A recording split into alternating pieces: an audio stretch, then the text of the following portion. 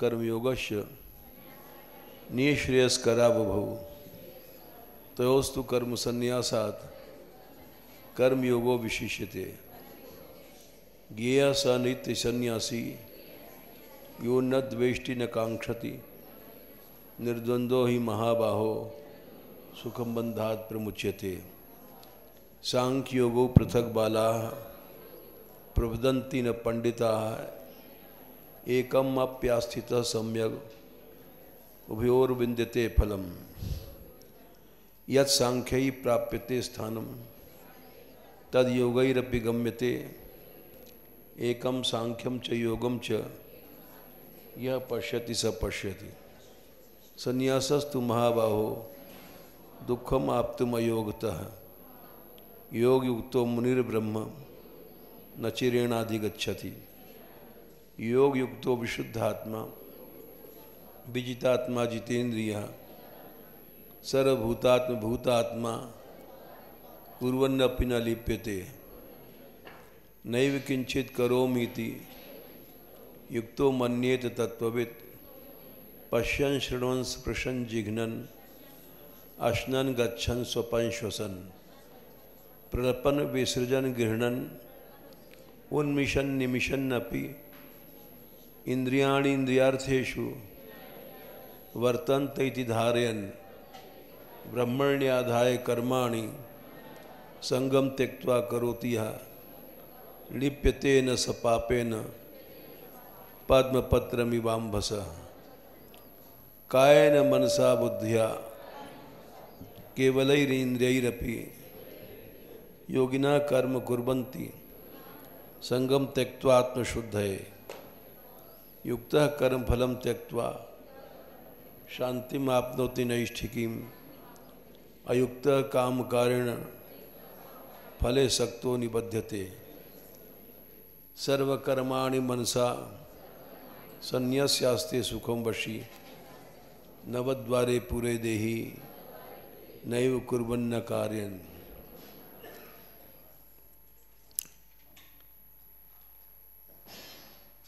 इसी अध्याय में भगवान ने बताया है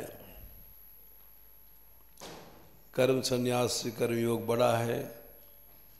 क्यों बड़ा है? क्योंकि बहुत जल्दी वो भवसागर से छूट जाएगा। उसमें राग द्वेष नहीं होता है। ज्ञेयः स नित्य सन्यासी यो न द्वेष्टि न कांक्षति निर्द्वंद्वो हि महाबाहो सुखम बंधात् प्रमुच्यते।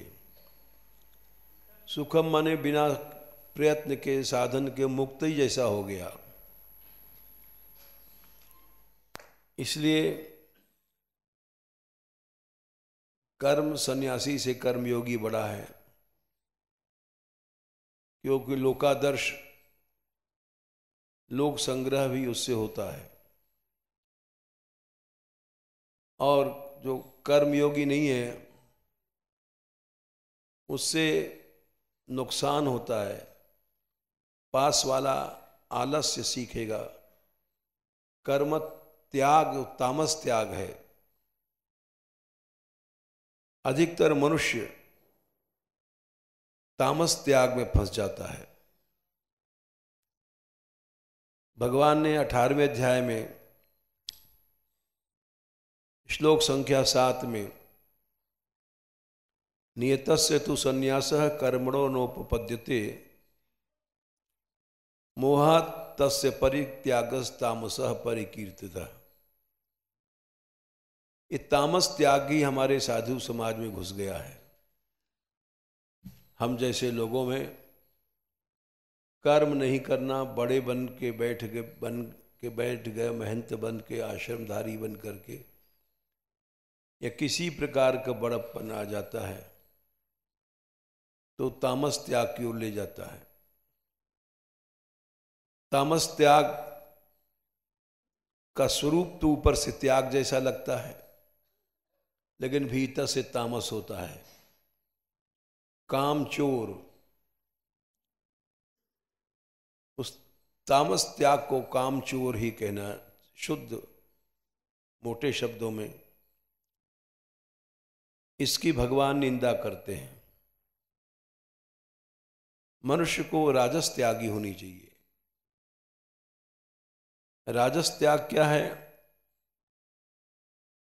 कार्यम 18/9 कार्यम इत्येव यत् कर्म नियतम कृते अर्जुन। नियत फिक्स्ड काम करता है। संगम त्यक्त्वा फलम चैव, आसक्ति और फल का त्याग करना असली त्याग है। तामस त्यागी सत्वगुण रजोगुण छोड़ करके तामस में लिपट जाता है, इसलिए वो तामस त्यागी है। समाज में ज्यादातर लोग तामस त्यागी होते हैं, और विशेष करके हमारे साधु समाज में ये पहला अवसर है कि सभी साधु जाते हैं सेवा में। सभी लड़कियां जाती हैं। हमने देखा छोटी बड़ी सब, नई पुरानी सब, और उसी तरह से सभी संत जाते हैं, एक को छोड़ करके। उनको तो कभी भी जीवन में कोई सुधार नहीं सकता, वो 12 महीने बीमार ही रहेंगे। गणेश जी हैं, उनको हमने बहुत पहले कहा था कि तुम कर्म किया करो थोड़ा बहुत, लेकिन उनके जीवन में लिखा है 12 महीने बीमार रहना, ये नहीं खाना वो नहीं खाना। और कर्मयोगी जो है उसको तो जहर भी खा लेगा तो हाजिर हो जाएगा। मनुष्य अनजान में या अज्ञान में तामस भाव को साधुता समझ लेता है कि हम साधु बन गए, अब क्या करें। हैं?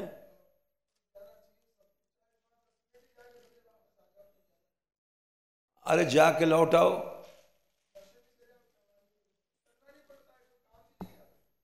ये कर्म संग्रह, ये हमारे समाज में तामस त्याग घुस गया है। इसका एक उदाहरण देते हैं। गांधी जी के पास एक सन्यासी पहुंचे लाल कपड़े पहन करके। उनका साबरमती कोई जगह है, वहां पर आश्रम है। साबरमती में गए तो भर्ती होने के लिए, गांधी जी प्राकृतिक चिकित्सक भी थे, नेचुरोलॉजी के अच्छे ज्ञाता थे। तो उन्होंने कहा कि एक शर्त है हमारी, आप लाल कपड़ा उतार के आइए, फिर हम आपको आश्रम में रखेंगे। ये सच्ची घटना है। उन्होंने कहा मैं इस वेश का त्याग तो नहीं कर सकता, वेश तो भगवान है। बोले फिर आप भगवान हो तो सेवा क्या करोगे? सेवा तो भगवान नहीं करता है। संत भगवान समझ के सब लोग पांव छुएंगे, आप छुआओगे तो आप सेवा नहीं कर सकते हो। इसलिए आप इसको छोड़ के आओ, तब हम आश्रम में रखेंगे। नहीं रखा गांधी जी ने, और वे लौट गए। वो भी पक्के थे कि हम लाल कपड़ा कैसे छोड़ सकते हैं, वेश भगवान का है। तो इस तरह से देखा जाए तो भगवान की आज्ञा सबसे बड़ी है। भगवान चाहते हैं कि हर व्यक्ति कर्म योगी बने, और तयोस्तु कर्म संन्यासात् कर्म योगो विशिष्यते। जो भगवान का भक्त होगा वो सब इस सब कर्म संन्यास वन्यास को कुछ नहीं मानता है। वो कर्म योगी बनता है जो कर्म सन्यासी से बड़ा है। इसलिए अधिकतर समाज में लोग तामस त्याग में चले जाते हैं और समझ नहीं पाते कि हम तामस त्याग के रास्ते पर हैं। हम को लोगों को तामस त्याग के रास्ते पर नहीं जाना चाहिए। लोक संग्रह की दृष्टि से अवश्य कम से कम ऐसे स्थान पर जाना चाहिए, आना चाहिए जिससे लोगों को ये आदर्श मालूम, लोक संग्रह माने लोग ग्रहण करें, हमको ऐसा आचरण करना चाहिए। तीसरे अध्याय में भगवान ने कहा श्रेष्ठ पुरुष कौन है, यद यदाचरति श्रेष्ठस तत्तदेवेतरो जनः स यद प्रमाणम कुर्ते लोकस तदनुवर्तते। भगवान ने कहा कि अर्जुन 3/21 में तामस त्यागी लोग समाज के नाशक होते हैं और कर्मयोगी में वो ऐसा आचरण करता है।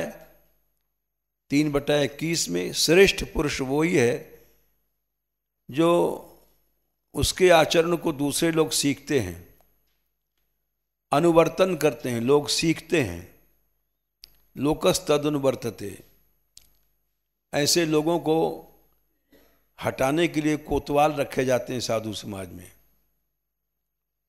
उनको कोतवाल कहा गया है। वे अभद्र व्यवहार करते हैं, मारपीट देते हैं, निकाल देते हैं, और वैसे देखा जाए तो गलत है भावना दृष्टि से, लेकिन एक दृष्टि से सही है। तामस त्याग नहीं छूटता तामस त्यागियों को, और उनके लिए यही उचित भी है।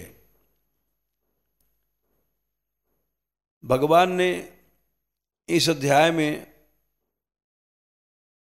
यही बात विशेष बताई। यूँ तो 18वें अध्याय में भी बताई है भगवान ने कि समाज में अधिकतर लोग तामस त्याग में घुसे हुए हैं। 18/7 में, और भगवान ने भी कहा जोर दे करके 18/4 निश्चयम शृणु में तत्र, हमारा निश्चय समझ लो कि मनुष्य को यज्ञ दान तप कर्म नहीं छोड़ना चाहिए। 18/5 में कितना भी ऊंचा बन जाए, मनुष्य बन जाए, मनुष्य में सिद्ध बन गया, तो भी उसको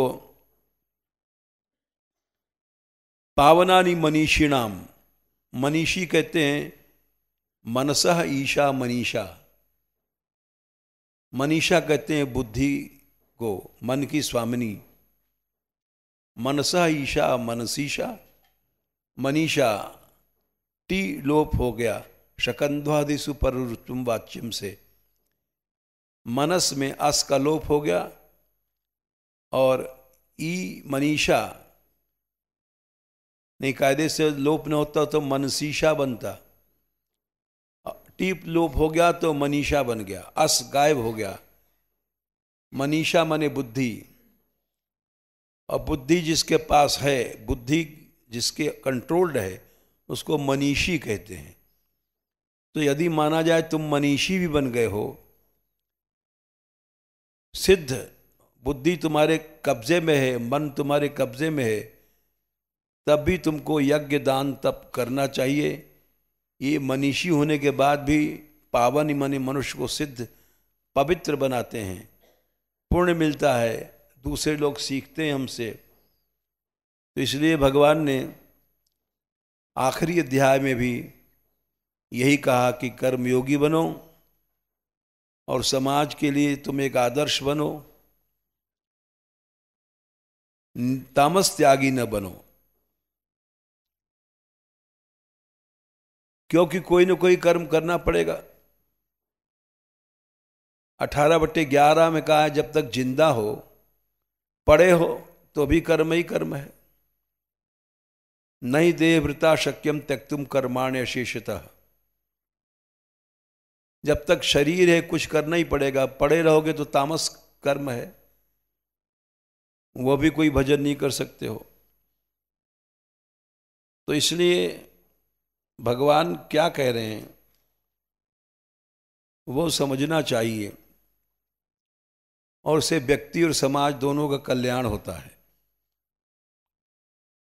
भगवान ने यहाँ तक कहा कि देखो हम भगवान हैं, हमको कर्म करने की कोई जरूरत नहीं। न मे पार्थास्ति कर्तव्यम त्रिशलोकेषु किंचन नानवाप्तम अवाप्तव्यम, कोई चीज़ प्राप्तव्य मेरे लिए नहीं है और हर चीज़ मुझको प्राप्त है, फिर भी मैं वर्त एव च कर्मणि। भगवान यहाँ तक कहते हैं यदि मैं ऐसा न करूं तो मनुष्य लोग आलसी बन जाएंगे और मैं सारे संसार का हत्यारा बन जाऊंगा। जो आदमी लोकादर्श का ध्यान नहीं रखता है वो हत्यारा है। शंकर से चकर्ता श्याम उपहन्यामि मां प्रजा, 3/24। इससे ज्यादा कड़ा क्या सकते हैं इसे। मुझको भी संसार की हत्या का पाप लगेगा। उसी देयुर में लोका न कुर्याम कर्म चेदहम शंकर से चकर्ता श्याम उपहन्यामि मां प्रजा। मैं इन प्रजाओं का हत्यारा बन जाऊंगा, क्योंकि ऐसी चीज लोग जल्दी सीखते हैं। वो नहीं कर रहा है तो हम क्यों करें। सक्ता कर्मण्य विद्वांसो, अगर तुम्हारी आसक्ति नहीं है, विद्वान हो, तो भी तुम लोक संग्रह के लिए आसक्ति रहित होकर के भी कर्म करो। और जो लोग कर्म कर रहे हैं उनके अंदर अश्रद्धा पैदा मत करो। न बुद्धि भेदम जनेद अज्ञानम कर्म संगिनाम।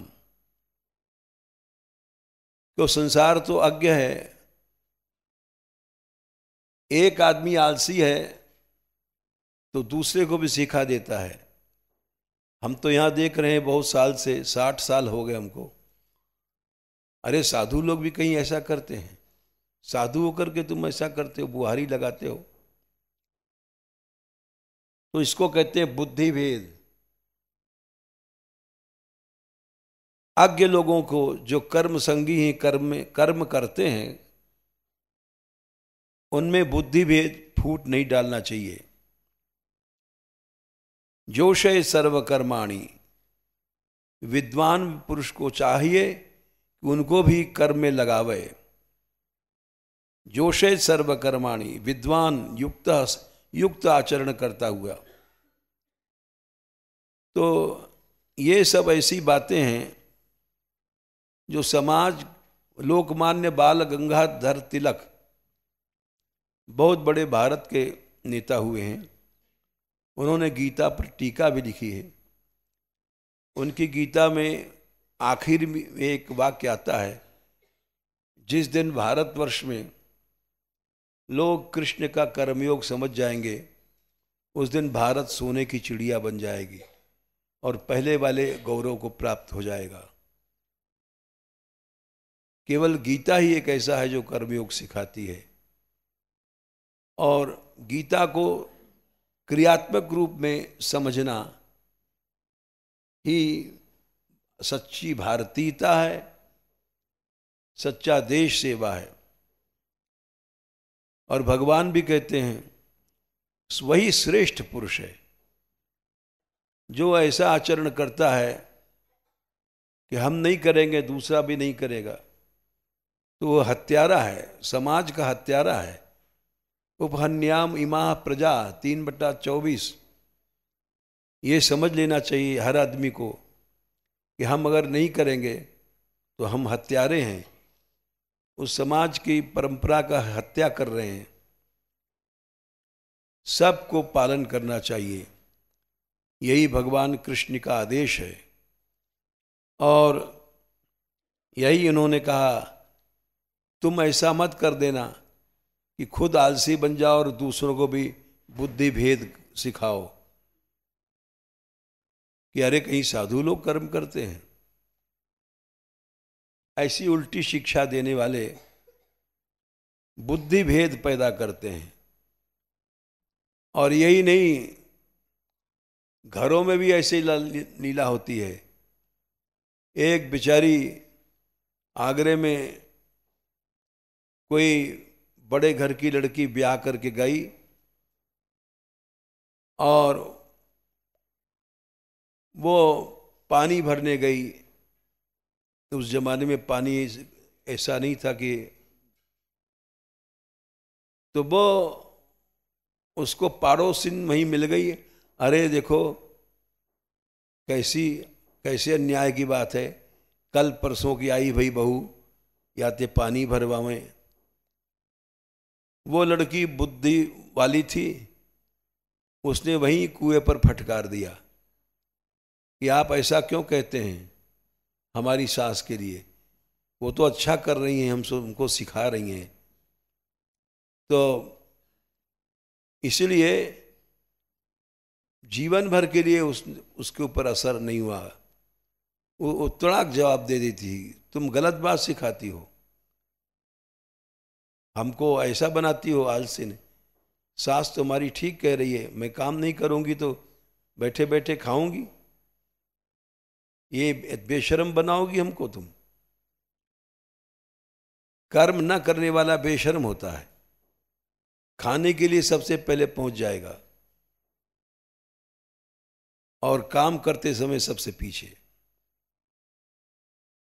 वही जैसे अग्रे अग्रे ब्राह्मणा वाली कहावत है, वो एक गांव की कहावत है कि भोजन का समय हुआ तो सबसे पहले ब्राह्मण लोग चले आगे, बोले क्या है, अग्रे अग्रे एक ब्राह्मणा शास्त्र कहता है। फिर वो एक नदी पार करना था, बोले चलो अग्रे अग्रे ब्राह्मणा बोले नहीं, अभी आधा श्लोक सुना है तुमने, आधा है नदी नाले विवर्जिता, नदी नाला को छोड़ करके मतलब केवल खाते समय ही अग्रे अग्रे ब्राह्मणा होता है, बाकी समय नदी नाले विवर्जिता, काम करते समय ये नहीं। तो वैसे जो काम चोर लोग हैं, ये अग्रे अग्रे काम चोरा, आगे आगे खाते समय काम चोर और बाकी समय कार्य करते समय नहीं। तो ये सब तामस त्याग में समाज फंस गया है। हमको तो आश्चर्य होता है देख करके, जब भी हम कहते हैं मंदिर में सतयुग कैसे आ गया, हर साधु जा रहा है, हर लड़की जा रही है, जो बदनाम से बदनाम लड़की वो भी हमने देखा पीछे पीछे जा रही है खिचरते खिचरते सब जा रही हैं। तो सतयुग सा आ गया। ये इसलिए बताया है कि 5वां अध्याय हम इसलिए बढ़ा रहे हैं कि इसमें समझ जाएं, 5वें अध्याय में और 3रे अध्याय में कर्म सन्यासी से कर्मयोगी बड़ा है। अगर कर्मयोगी नहीं है बनता कोई आदमी तो हत्यारा है, वो समाज की हत्या कर रहा है, परंपरा की हत्या कर रहा है। भगवान भी कहते हैं उपहन्यामिमा प्रजा 3/24।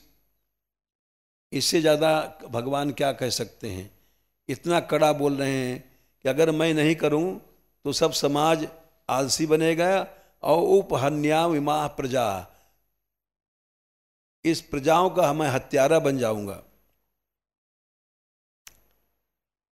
कर्म करना ये शुद्ध अंतःकरण की बात है। योग युक्तो विशुद्धात्मा 5/7। योग से युक्त, योग माने राग द्वेष से रहित होना, समान मन ही योग है। जो योग युक्त हो गया वो विशुद्ध आत्मा, उसका मन शुद्ध हो जाता है। जब योग युक्त नहीं है, गंदा है, तो तामस त्याग में फंस जाएगा। जो योग युक्त हो गया विशुद्ध आत्मा, मन शुद्ध हो गया, तो तुमने मन को जीत लिया और इंद्रियों को जीत लिया। कल हमने पतंजलि के सूत्र बताया था कि शुद्ध सत्व माने मन शुद्ध होना, सौमनस्य मन का प्रसाद गुण प्राप्त हो जाना, जैसे सौमनस्य, सुमना कहते हैं फूल, हृदय कमल खिल जाता है। भागवत में भी एक श्लोक आता है, तीसरे स्कंद में,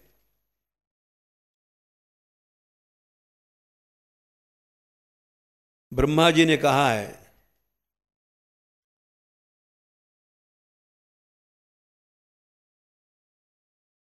त्वम ही भाव, त्वम भाव योग परिभावित हृदय सरोज। भाव योग से हृदय हैं 3-9-11, ठीक है। इसका बहुत उल्लेख किया आचार्यों ने। भाव योग से हृदय कमल खिल जाता है। हृदय एक कमल है, ये भाव योग से खिलता है। भाव योग माने अच्छे भाव, उससे हृदय कमल बन गया, उसमें भगवान आके बैठते हैं। और जो कामचोर तामस त्यागी है, तमोगुण माने अंधकार है जहां, वहां भगवान कैसे आएंगे? ये भागवत का प्रमाण है। भाव योग से प्रभावित हृदय सरोज, आज से उस हृदय में तुम रहते हो। और जो इस तिकड़म में रहता है कि हम अपना टाइम बचा लें, काम न करें, शरीर को न घिसें, तो अंधकार में है। वहाँ भगवान कैसे रह सकते हैं? भगवान वहाँ ये रहते हैं भाव योग से परिभावित हृदय कमल में। जब हृदय कमल बन जाता है तब उस हृदय में भगवान रहते हैं। कमल कैसे बनता है? भाव योग से। योग माने ही समत्व में। जो कामचोर है वो कभी समत्व में नहीं रहेगा, वो तामस में, अंधकार में रहेगा, तिकड़म में रहेगा कि हमको काम न करना पड़े, हमारा माथा दुखता है, हम कैसे करें, हमारा ये है, हजार बहाने बनाता है। और 12 महीने देखा गया वो बीमार ही रहता, दवाई खाना पड़ेगा। जो लोग कर्मशील हैं, अब जो निश्चित समय से जा रहे हैं सेवा में, गो सेवा में, पहला लाभ तो है कि वो उनका स्वास्थ्य शरीर अच्छा रहेगा। दूसरा, भक्ति की प्राप्ति होगी निश्चित। गो सेवा, गोविंद सेवा, गोपाल सेवा, गंगा सेवा, ये 5-6 गकार है, ये एक माने गए हैं। भागवत में पढ़ लेना। तुलसी सेवा, गोविंद सेवा, गो सेवा, गोपाल सेवा, ये एक ही माने गए हैं। और साक्षात कृष्ण सेवा मानी गई है।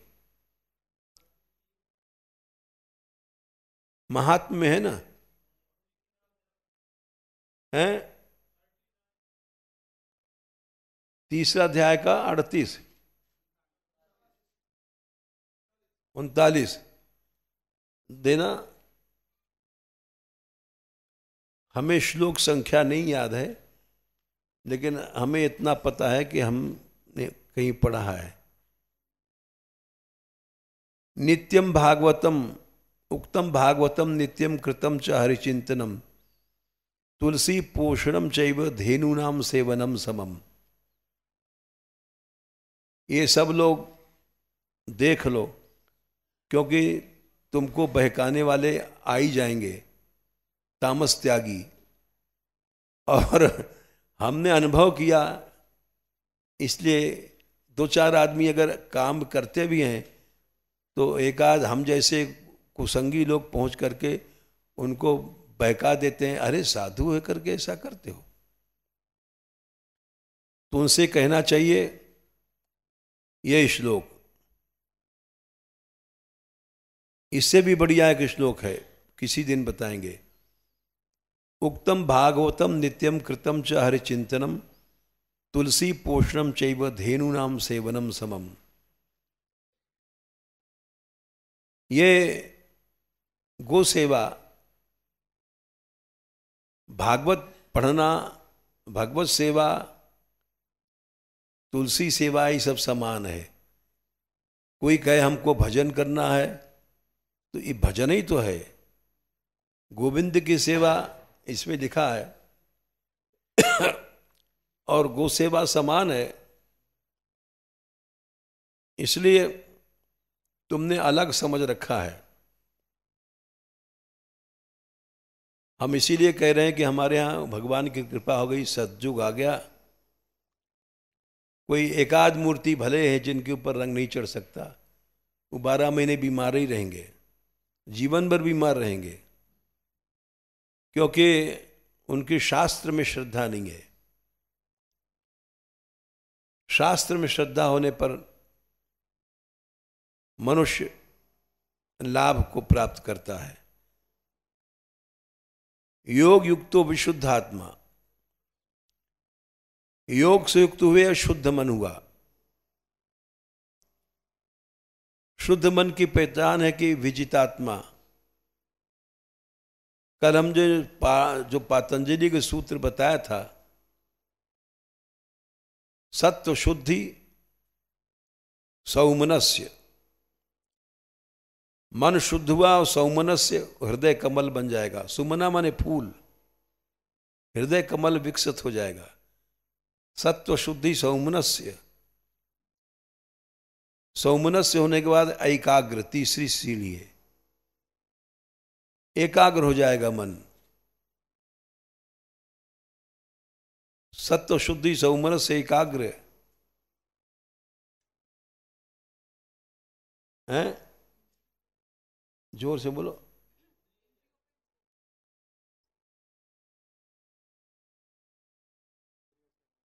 हाँ विजय, हाँ एकाग्र इंद्रिय जय, सभी इंद्रियां अपने आप काबू हो जाएंगी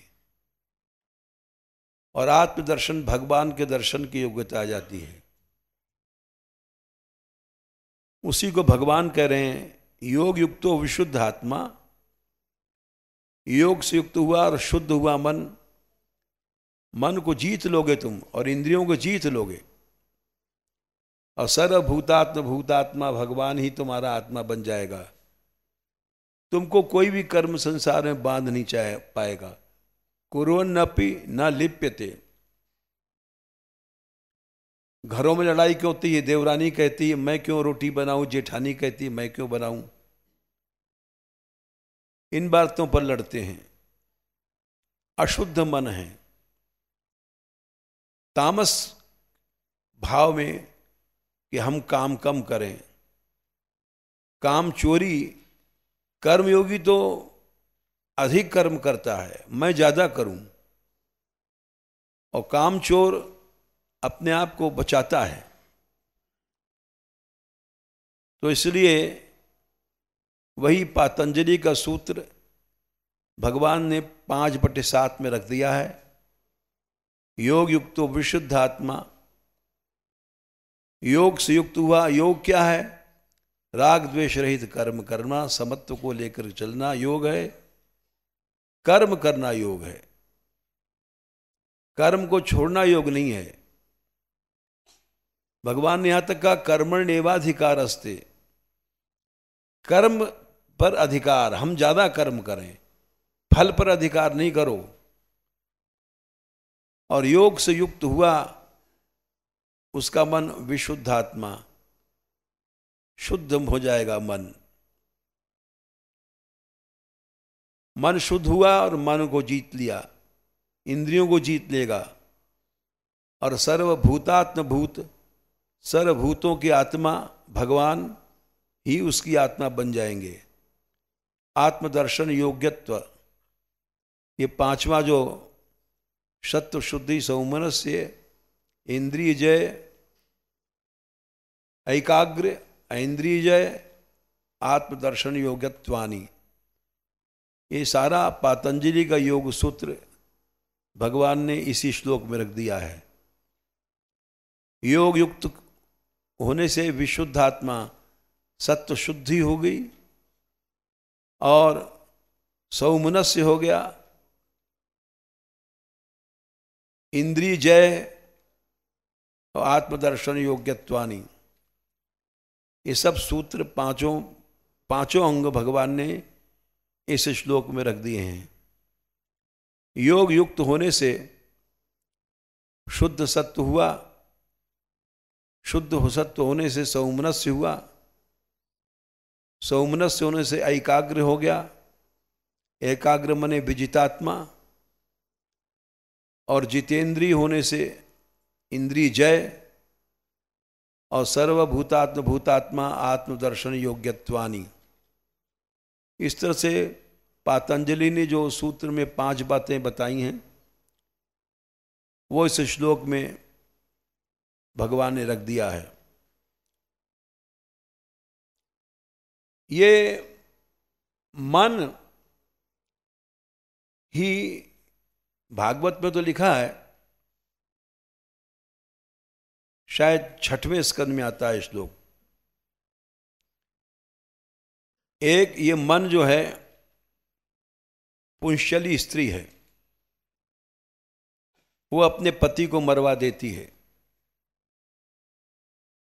हत्यारों से मिलकर के। ऐसी घटनाएं यहां कई बार हो चुकी हैं, आसपास गांव में भी। अपने ही पति को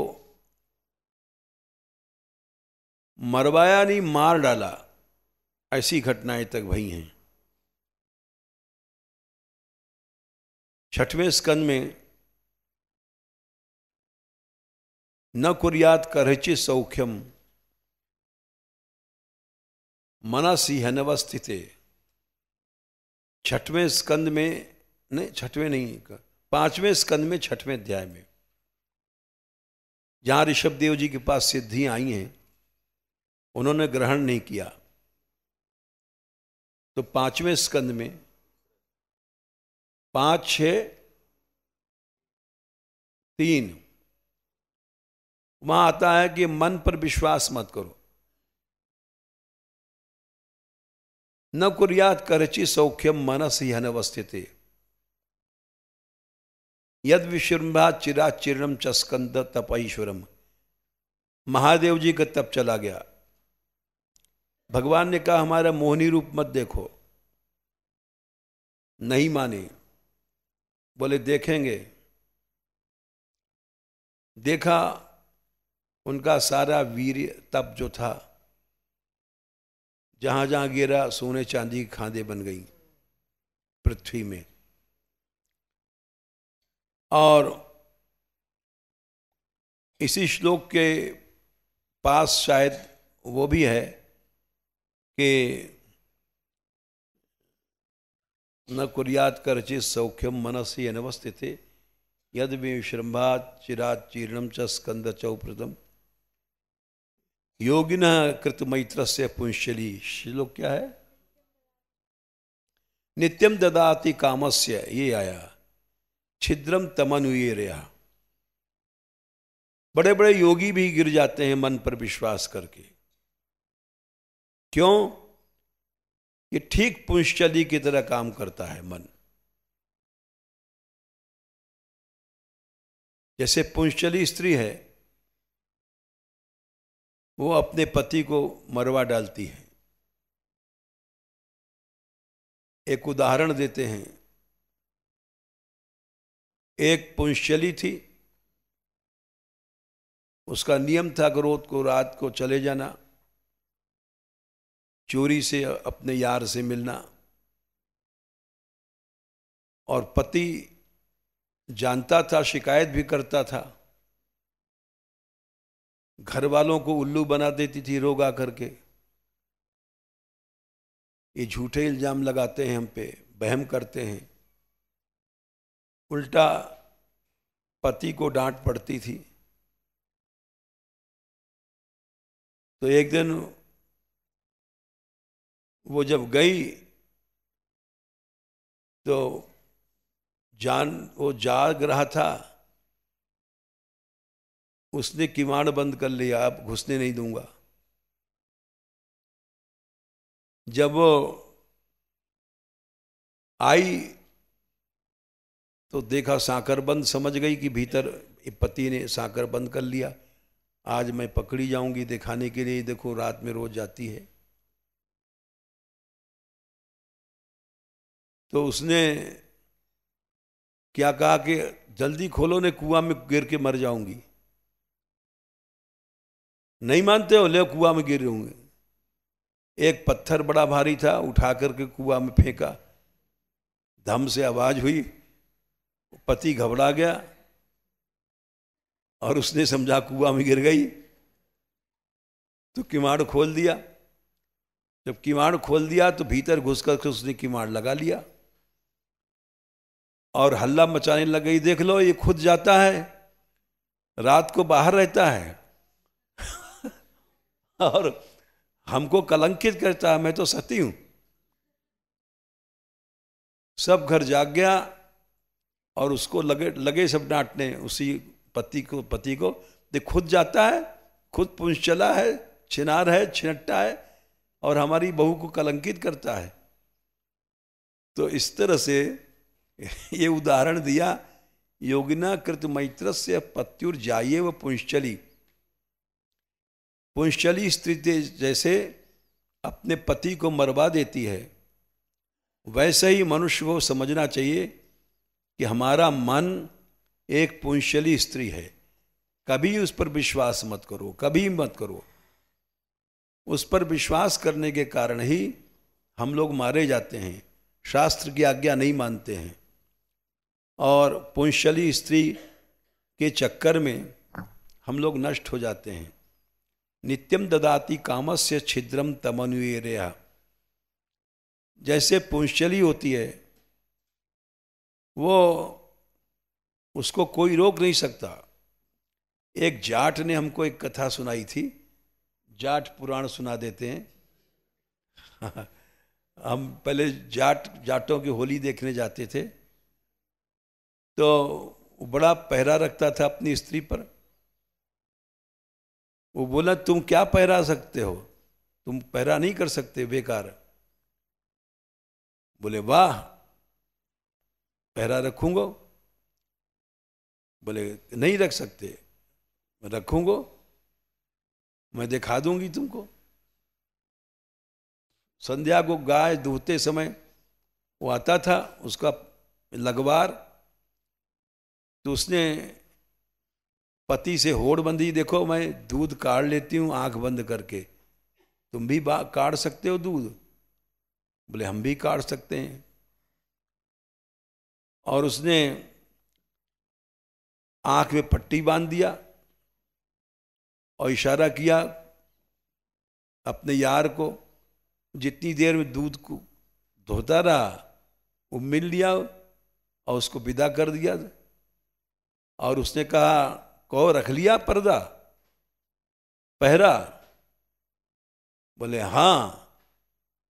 तू कहाँ मिल पाई? तो उसने दिखा दिया कि देखो हम मिल चुके हैं, हमारे वस्त्र देखो तुमने क्या किया। पहरे से कोई किसी को नहीं रोक सकता, खुद रोकता है आदमी अपने आप। तो इसलिए योगिना ये सब उदाहरण, चाहे वो गप्प ही हों, लेकिन यथार्थ हैं। पहरे से कोई नहीं रोक सकता। मन ही पुंश्चली स्त्री है और जीव को मार डालती है। ये पुंश्चली स्त्री जीव की हत्या करती है। हर समय हम जितने गलत काम करते हैं, ये पुंश्चली स्त्री इस मन के कारण से, और उसको हम समझ नहीं पाते हैं। तो जब तक योग युक्त नहीं होंगे, तब तक विशुद्ध आत्मा नहीं होंगे। जब तक विशुद्ध आत्मा नहीं होंगे, विजितात्मा नहीं होंगे, विजितात्मा नहीं होंगे जब तक जितेंद्रीय नहीं रहेंगे। इसीलिए पातंजलि का जो सूत्र है, सत्व शुद्धि सौमनस्य एकाग्र इंद्रिय जय आत्मदर्शन योगत्वानि, ये पांचों भगवान ने इस 5/7 में रख दिए हैं। अभी ये अध्याय चल रहा है, चलेगा। राधे।